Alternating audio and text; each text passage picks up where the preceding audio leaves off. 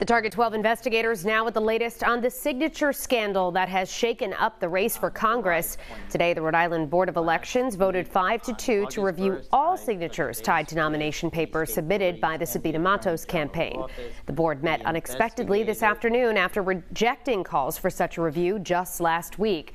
Target 12 investigator Alexandra Leslie was in the room for today's meeting and joins us live outside the Board of Elections in Cranston with how this all played out. Alex?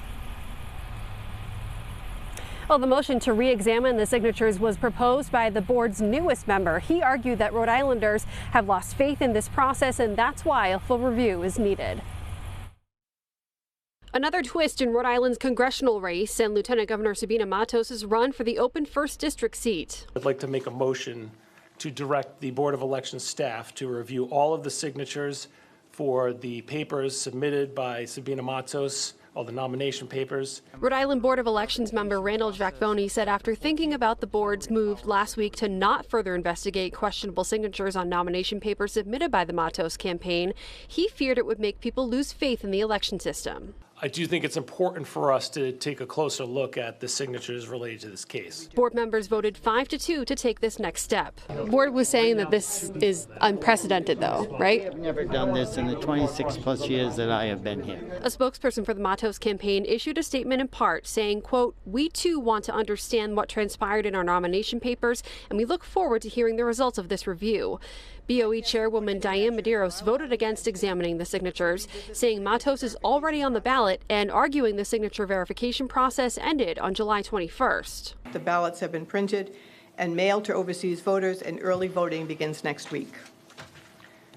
I can't support any measures, while well-intentioned, to revisit the signature verification process, and the investigation into the process of collecting those signatures is in the appropriate hands.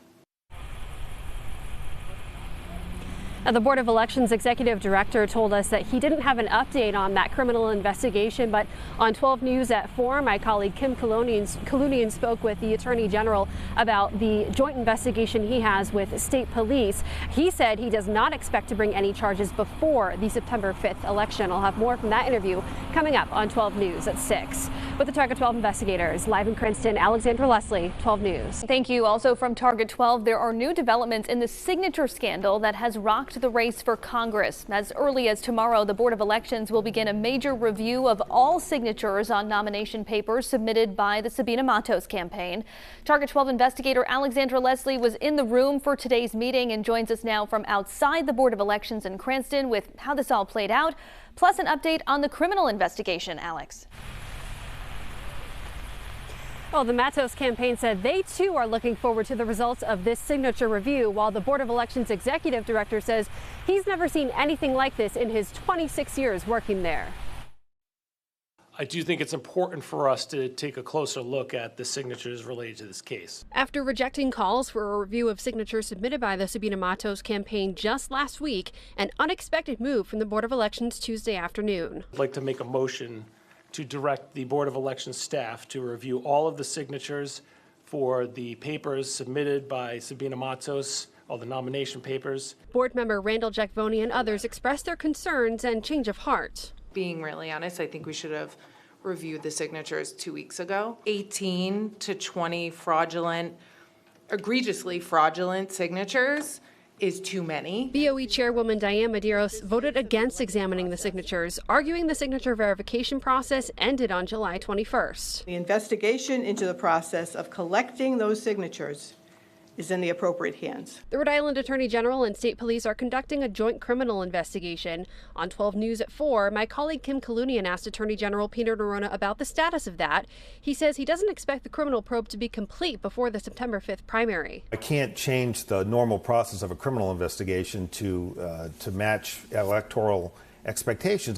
If we're being candid here, I think the real thing that should have been done to give voters confidence was for someone, certainly not my office, either the boards of canvassers or probably more appropriately the Board of Elections, to actually verify whether those 728 signatures, if that's the number I think it is, are valid or not. Now, Matos told me just last week that neither she nor her team have been contacted by the AG or state police at this point in the investigation. I've asked her team for an update and if they have been contacted and haven't yet gotten a response. With the Target 12 investigators live in Cranston, Alexandra Leslie, 12 News.